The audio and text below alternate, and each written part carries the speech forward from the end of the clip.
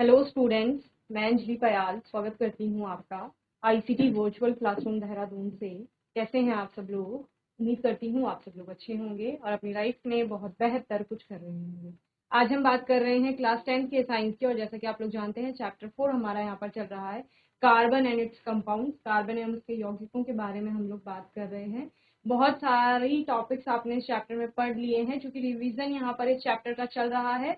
तो हम बार बार कुछ टॉपिक्स को रिवाइज कर रहे हैं। जहां से हमने शुरू किया था कोवेलेंट बॉन्डिंग से, टाइप्स हमने इसके पढ़े थे। 3 टाइप के होते हैं आपके, single covalent bond, double covalent bond and triple covalent bond. Okay, then electron dot structure हमने देखे थे, अलग अलग मॉलिक्यूल्स के इलेक्ट्रॉन बिंदु संरचना जिन्हें कहा जाता है। हाइड्रोजन का देखा था आप लोगों ने, वहीं मीथेन का हम लोगों ने इलेक्ट्रॉन डॉट स्ट्रक्चर देखा था। इसके अलावा CO2, H2S, H2O का। Okay, then physical properties of organic compound, जहां पर आप लोगों ने भौतिक गुण देखे थे कार्बनिक यौगिकों के। ठीक है, तो आपने बोला इंटरमॉलिक्यूलर फोर्स जो है वो मॉलिक्यूल्स के जो पार्टिकल्स हैं उनके बीच में बहुत ज्यादा स्ट्रॉन्ग नहीं है, तो इस वजह से मेल्टिंग बॉइलिंग पॉइंट्स कैसे होंगे, लो होंगे। ओके, अदर देन दिस आपने इलेक्ट्रिसिटी की बात की कि यहाँ पर इलेक्ट्रिक करंट फ्लो होता है या नहीं, तो ये पुअर कंडक्टर होते हैं इलेक्ट्रिसिटी के। ओके, इसके अलावा आपने यहाँ पर इनके कुछ मेल्टिंग पॉइंट जाने, कार्बन के अपरूप के बारे में बात की, यानी मेन एलोट्रोपिक फॉर्म्स क्या क्या होती हैं कार्बन की, जहां पर ग्रेफाइट हो गया, डायमंड हो गया एंड फुलरिन के बारे में हम लोगों ने बात की थी। ओके, कार्बन की सर्वतोमुखी प्रकृति पड़ी थी कि वर्सेटाइल नेचर क्या होता है कार्बन का, जहां पर उसमें कैटिनेशन की प्रॉपर्टी मिलती है, दूसरा आपको क्या मिलता है, टेट्रावेलेंट नेचर उसका देखने को मिलता है। ठीक है, कैटिनेशन क्या होता है, श्रृंखलन का गुण जिसको कहा जाता है, जहां पर कार्बन का एक एटम कार्बन के दूसरे एटम से जुड़ता है। ठीक है, उसी को क्या कहा जाता है, कैटिनेशन कहा जाता है। कार्बन की होती है संयोजकता 4, तो वो 4 बॉन्ड फॉर्म करता है। कैसे बॉन्डिंग करता है, कोवेलेंट बॉन्डिंग फॉर्म करता है। ठीक है ना, तो वो 4 कोवेलेंट बॉन्ड बनाने के लिए कार्बन के ही किसी अन्य परमाणु से क्या करेगा, बंध बनाएगा। ठीक है, दूसरा हमने क्या बोला, टेट्रावेलेंट नेचर बोला। तो टेट्रावेलेंट नेचर जो मैंने अभी कैटिनेशन बोला, तो कैटिनेशन में आपका ये भी है कि वो ब्रांच में जुड़ेगा, कार्बन का एटम जो है वो कार्बन के ही साथ या तो श्रृंखला में जुड़ेगा, ब्रांच में जुड़ेगा, रिंग स्ट्रक्चर बना सकता है। ये कैटिनेशन की प्रॉपर्टी है, श्रृंखलन का गुण। ठीक है, श्रृंखला बनाने का गुण। इसके अलावा टेट्रावेलेंट नेचर जो है वो बताता है कि कार्बन का परमाणु कार्बन के ही परमाणु के साथ 4 बंध बनाएगा, अलग अलग परमाणु हो सकते हैं ना, या फिर किसी अन्य तत्व के परमाणुओं के साथ भी वो कोवेलेंट बॉन्डिंग करता है। ओके, तो इस प्रकार से क्योंकि वो ये 2 प्रॉपर्टी शो कर रहा है या उसमें ये 2 प्रॉपर्टीज हैं, इनकी वजह से वो क्या कर रहा है, बहुत बड़ी संख्या में कार्बनिक यौगिक यहाँ पर बना है।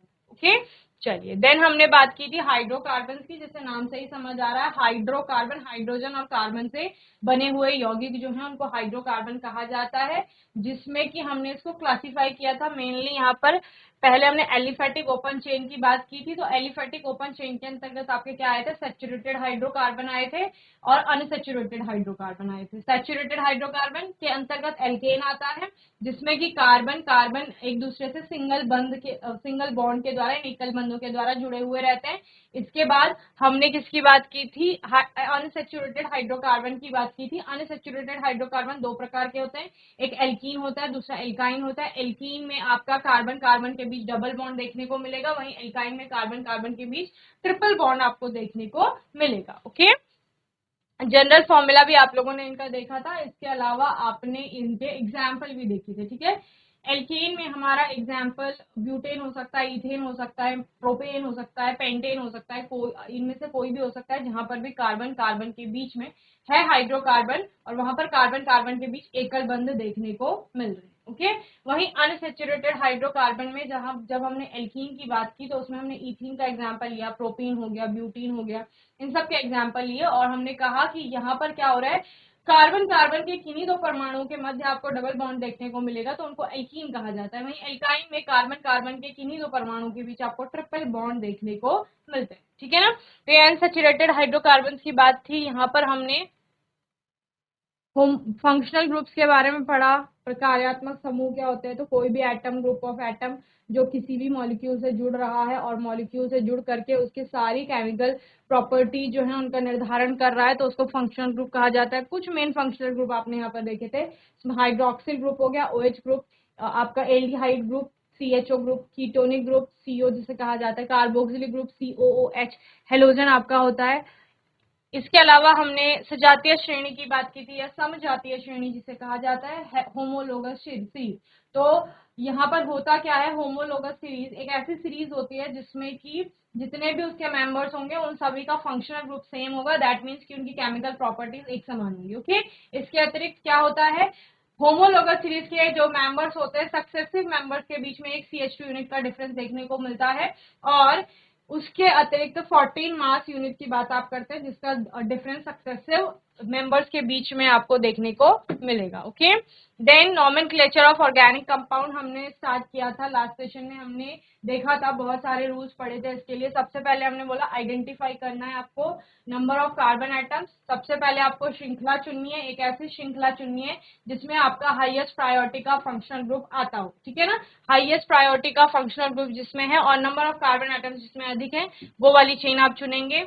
देन आप क्या करेंगे, उस चेन की नंबरिंग करते हैं, उस श्रृंखला की नंबरिंग करते हैं, और नंबरिंग आप कैसे करेंगे, जिस एंड से आपका हाईएस्ट प्रायोरिटी का फंक्शनल ग्रुप नजदीक पड़े वहां से आप नंबरिंग शुरू करते हैं। ओके, इसके अलावा यह आप कह सकते हो कि नंबरिंग आप श्रृंखला की ऐसे करते हैं कि जो हाईएस्ट प्रायोरिटी का फंक्शनल ग्रुप है वो आपका कम नंबर पे आए। ओके, इस तरह से नंबरिंग होगी। देन आप क्या करेंगे, जो भी आपका सब्स्टिट्यूएंट है जुड़े हुए, या आपके जो भी अदर फंक्शनल ग्रुप्स हैं जिनकी प्रायोरिटी कम है, तो आप उनको प्रीफिक्स में ले जाते हैं, सफिक्स में आपका हाईएस्ट प्रायोरिटी का फंक्शनल ग्रुप जाता है, वर्ड रूट आता है आपका बीच में, और वर्ड रूट क्या बताता है आपको, उस जो पेरेंट चेन आपने ली है, श्रृंखला लिया आपने, जो एक जनक श्रृंखला जिसे आप कहते हैं, उस जनक श्रृंखला में कितने number of carbon atoms present है वहां पर, वो आपको वर्ड रूट बनाकर देता है। ओके, तो इस तरह से हमने नॉमेनक्लेचर शुरू किया था। इतने सारे रूल्स पढ़ने के बाद हमने कुछ यहाँ पर कंपाउंड्स के बारे में बात की थी, ठीक है, 2 कंपाउंड हमने देख लिए थे, एक और कंपाउंड है ये आपका, जहां पर आपको एक कंपाउंड में आप देख सकते हो कि अगर सीधी श्रृंखला देखें आप, तो सीधी श्रृंखला में आपको 5 कार्बन एटम दिखते हैं, ठीक है, ये सीधी श्रृंखला देखेंगे तो इसमें आपको 5 कार्बन एटम दिख रहे हैं, और एक तरफ आपको CH2, एक तरफ आपको CH3 दिख रहा है, ठीक है ना। लेकिन सबसे पहली बात है कि श्रृंखला का चुनाव, तो श्रृंखला हम ऐसी चुनेंगे जिसमें कोई भी फंक्शनल ग्रुप आ रहा हो, ठीक है। यहाँ पर आपको डबल बॉन्ड और एल्काइल ग्रुप के अलावा कोई फंक्शनल ग्रुप नहीं दिख रहे हैं, तो हाईएस्ट प्रायोरिटी किसकी है, डबल बॉन्ड की। इसके अतिरिक्त आप क्या करेंगे, इसके अलावा आप डबल बॉन्ड को तो प्रायोरिटी में रखेंगे, ठीक है, आपको देखना है नंबर ऑफ कार्बन एटम्स कौन सी श्रृंखला में ज्यादा जाएंगे, तो आपने ये वाली श्रृंखला चूज करी, ये वाली भी चूज कर सकते हैं, उतने ही आ रहे हैं 4, ठीक है, आपने ये श्रृंखला चूज कर ली। अब नंबरिंग किस एंड से शुरू करेंगे, जहां से आपका फंक्शनल ग्रुप कम नंबर पे आए। अगर इधर से शुरू करते हैं 1 2 3 4, ठीक है, तो 3 और 4 के बीच में आपका डबल बॉन्ड आ रहा है, यानी उसकी पोजीशन कितनी होगी, 3 होगी, ठीक है। दूसरी यहां से नंबरिंग शुरू करेंगे 1 2 3 4, तो 1 और 2 के बीच में आपका डबल बॉन्ड आ रहा है, तो क्या नंबरिंग देंगे उसको, 1, तो एक जगह 3 आ रहा था, एक जगह 1 आ रहा है, तो कौन सा आपका सही होगा, ये वाला आपका सही होगा।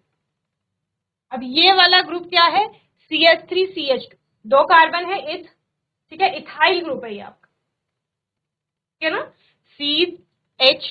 C2H5 है ये, तो C2H5 को क्या कहते हैं, इथाइल कहते हैं।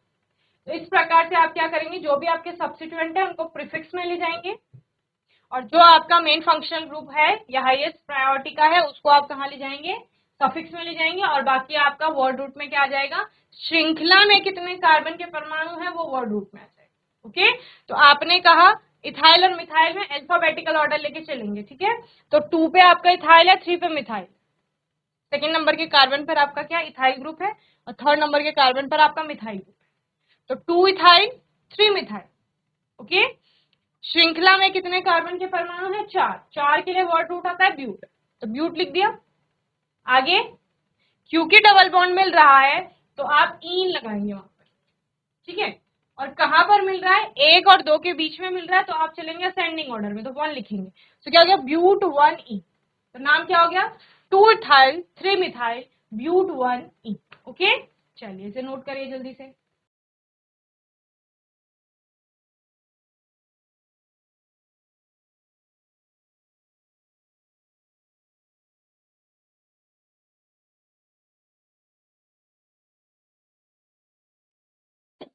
चलिए एक और कंपाउंड हम ले लेते हैं,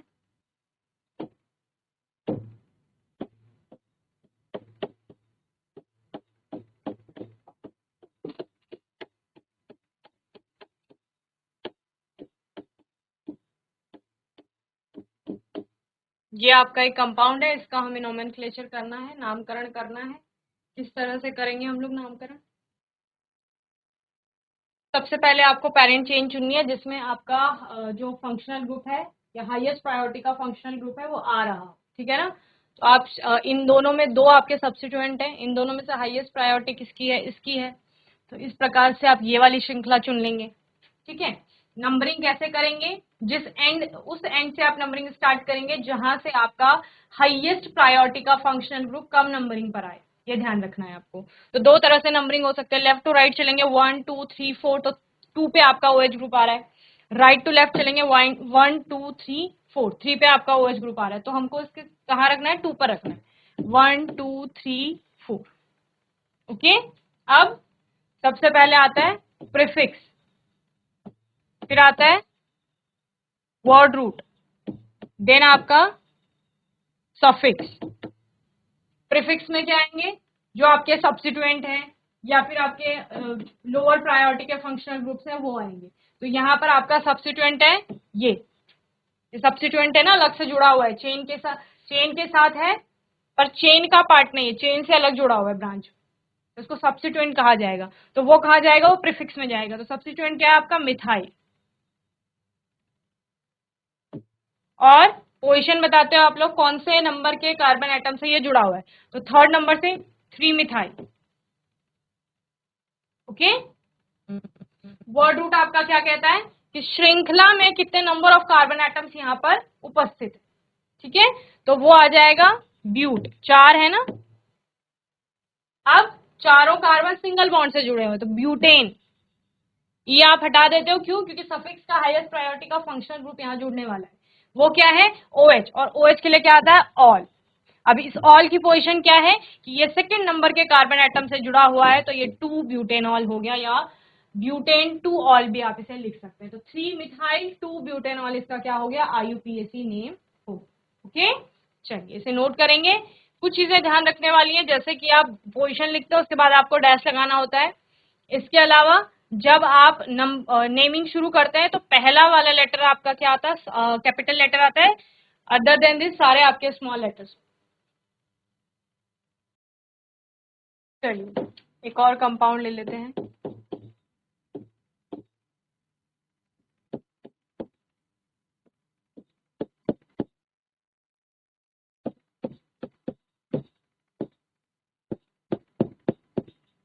ये आपका कंपाउंड है, ठीक है।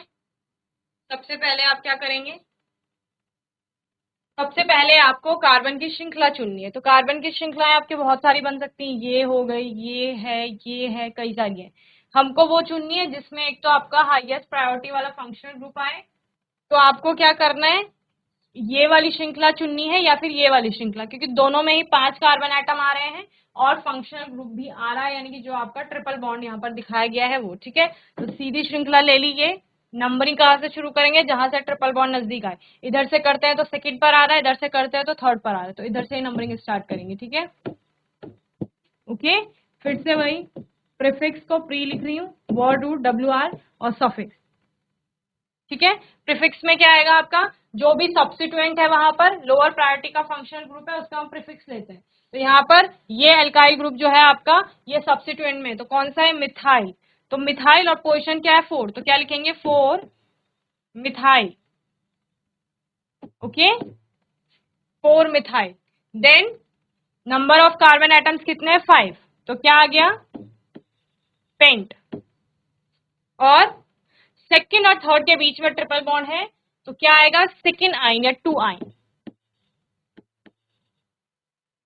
ओके, 4 मिथाइल पेंट 2 आइन, या 2 पेंटाइन भी आप इसको लिख सकते हैं।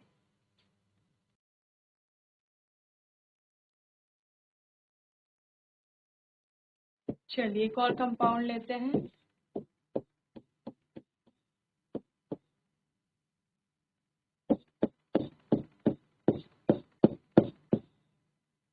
ये आपका एक कंपाउंड है। अब यहाँ पर दो चीजें हैं आपके पास, एक तो आपके पास एक हेलोजन है और दूसरा आपके पास क्या है? ये डबल बॉन्ड है।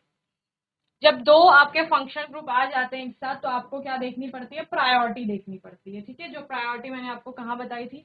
जब हम रूल्स पढ़ रहे थे तो मैंने आपको एक टेबल दिखाई दी ये वाली, जहां पर आपको प्रायोरिटीज देखनी पड़ती हैं कि कौन सा फंक्शनल ग्रुप आपका हाईएस्ट प्रायोरिटी का होगा। ओके,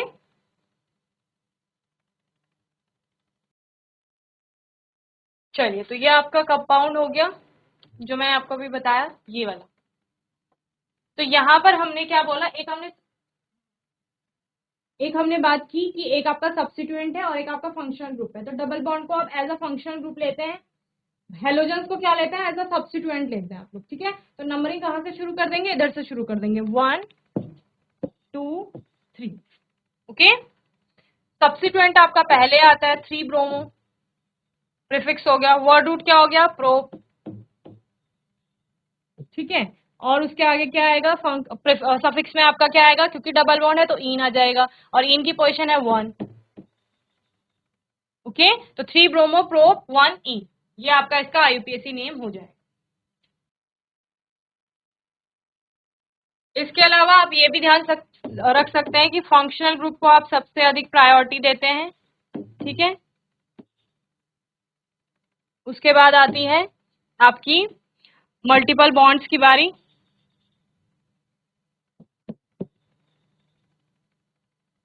और उससे कम प्रायोरिटी देनी है सब्स्टिट्यूएंट को।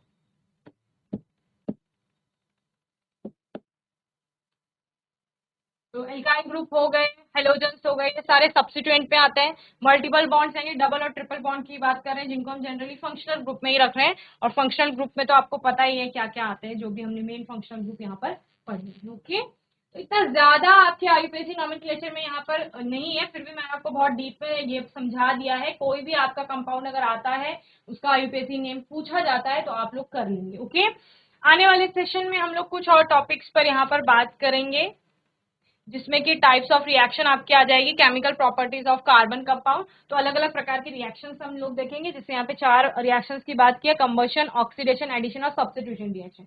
इनको हम रिवाइज करेंगे। सोप के बारे में हम लोग पढ़ेंगे, तो एक बार आप लोग होमवर्क में भी उसको पढ़ के आ जाएंगे। ओके, बाकी आपका कोई डाउट होगा, क्वेश्चन होगा, तो आने वाले सेशन में आप लोग पूछ लेंगे। और तब तक के लिए आईसीटी वर्चुअल क्लासरूम से जुड़ने के लिए धन्यवाद।